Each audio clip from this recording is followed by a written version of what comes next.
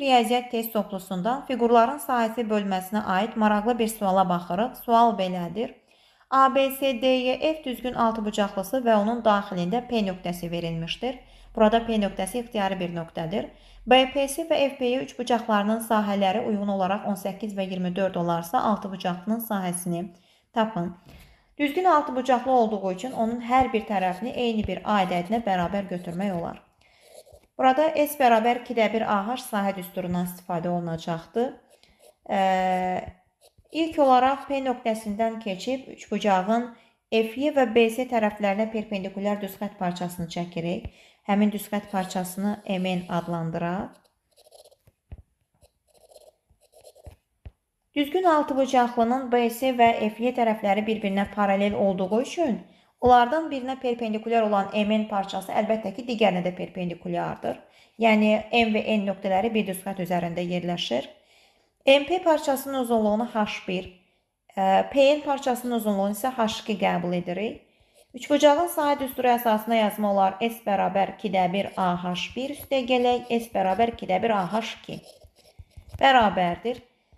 2-1 AH1 FB3 üçbucağının sahəsidir ki, o 24'dür. 2-1 AH2 isə BPC üçbucağının sahəsi olub 18'dir. 2-1 A-nı ortaq vuruq çıxartsaq, H1 üstə gəl H2 cəmi mötərizədə alınacaqdır.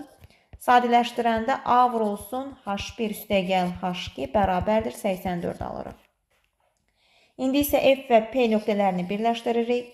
Düzgün altıbucaqlının hər bir daxili bucağı 120 dərəcə olduğundan AFB üçbucağında F və B bucaqlarına 30 dərəcə düşür. AFY və ABC bucaqlarının hər biri düzgün altıbucaqlının daxili bucağı olub 120 dərəcədir. 120-dən 30 çıxanda həm BFY, həm də FPN bucaqlarına 90 dərəcə qalır. Onda biz alırıq ki, FMNB düzbucaqlıdır. Düzbucaqlının isə qarşı tərəfləri bir-birinə paralel və bərabərdir. Yəni, FB M-nə bərabər olub, H1 üstə gəl H2-yə bərabərdir.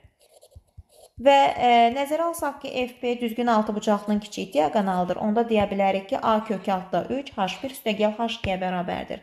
Yuxarıda aldığımız ifadədə H1 üstə gəl H2 əvəzinə A kök altda 3 yazsaq, buradan A kvadrat kök altda 3 bərabər 84 alırıq.